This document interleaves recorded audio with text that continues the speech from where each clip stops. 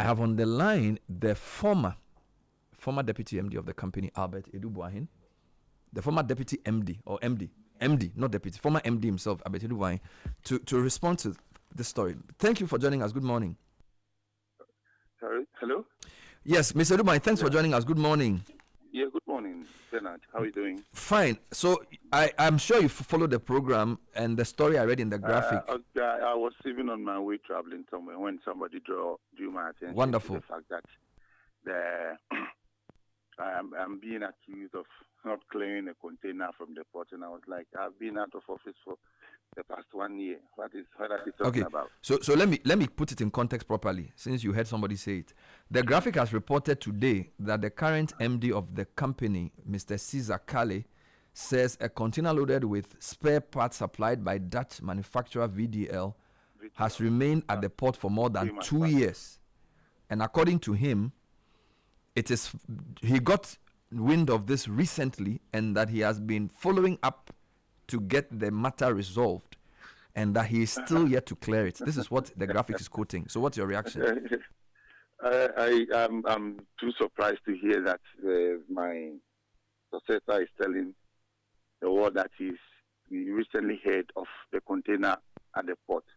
In fact, these containers came together with the VDL buses. I think the last tranche of buses was in 2024, I think somewhere around April or so.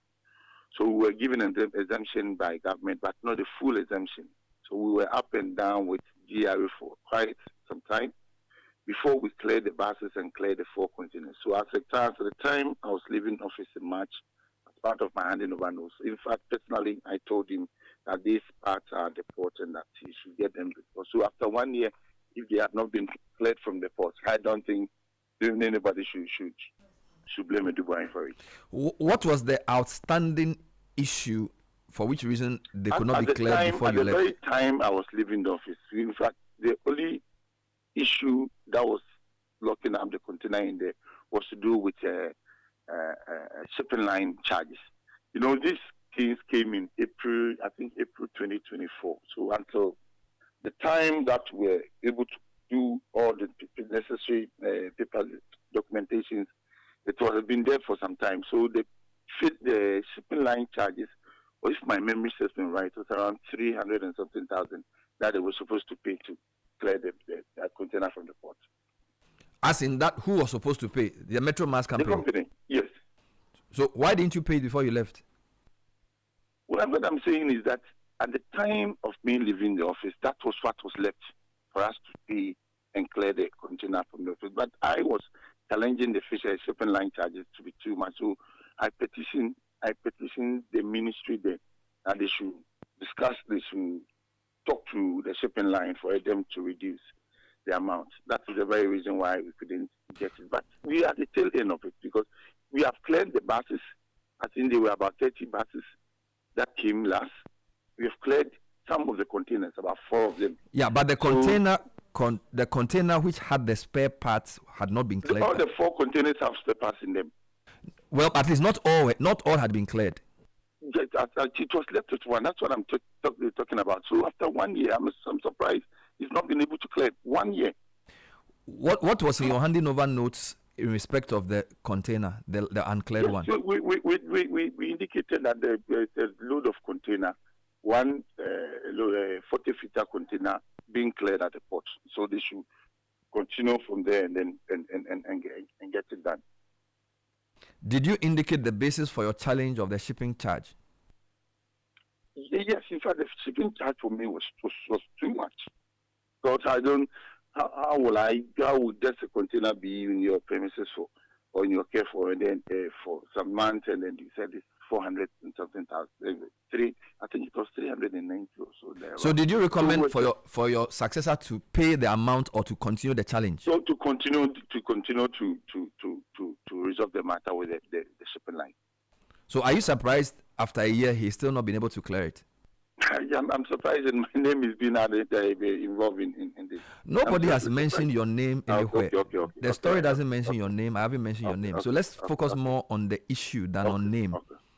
I think for Ghana, we should be concerned that a container has been at the port since April 2024, and we've not been able to clear it. Yeah. No, initially we're not having a full exemption. We are not getting the exemption from government. You know, when these buses were a state-to-state arrangement with the Belgian government of Ghana and the Belgian government. And you know, state-to-state arrangement, taxes are always excluded from the arrangement. So inland, in your country, taxes, you have to take care of it. So we're getting exemption. This is not a small amount. The total exemption was something around 76, 77 million. But the current MD has sort of linked the failure to clear the container to some of the operational and financial challenges confronting the company, because according to him, the company had over 185 operational buses, but today they have between 120 and 130, which means at least 50 buses are not running. So the suggestion is that let me just ask the question. Okay. Suggesting that the 50 buses that are not working, the parts were so have been used to fix them, which is why the company doesn't have enough buses. So there's a link between the failure to clear the last container and the low fleet they have. Bernard, I think that one I will not know. I'm not in the company now.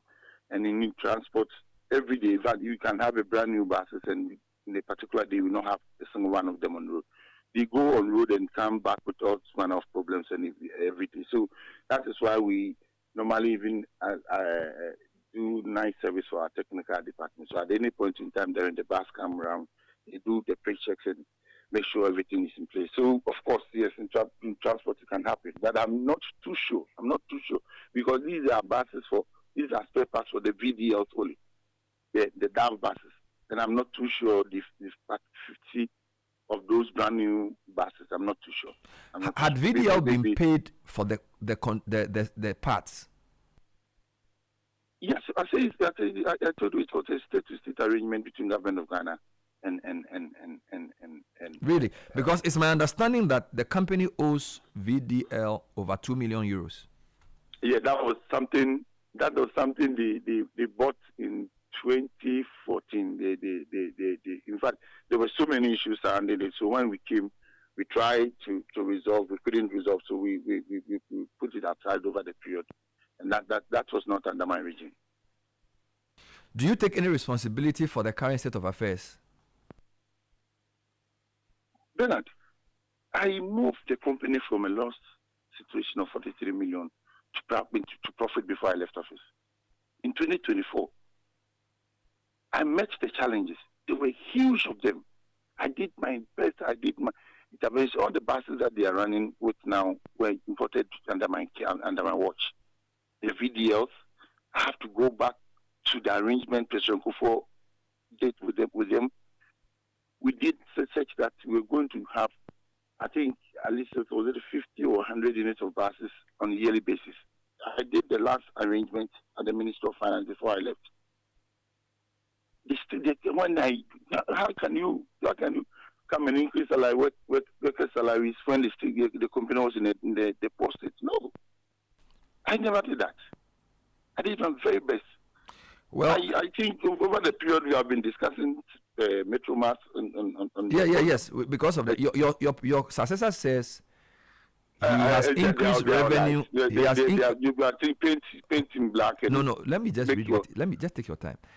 The current MD says the previous management mobilized between 8.5 million and 9 million cedis a month. But even with fewer buses on the road now, the company mobilizes over 15 million cedis a month. Attributing this largely to ceiling. Total lie. Let me just read it. It's a total lie. The ITMS system I put in place, it doesn't erase any information. The ITMS system that is helping the company in reducing its losses, it doesn't erase anything. From 2021, I started piloting that project. Every single information is on that platform. Bernard, let your people go and check how much I was generating before I left the place. The very last month that was in February 2025. I have it, 14.something million. Okay. Let them go. I met the challenges, I faced the challenges, resolved them, and then put the company on the profitable path before I left. All right. Thank you for your intervention, Mr. Abeti Right, Edubuahin, okay. former MD of Metro Mass Transport Company.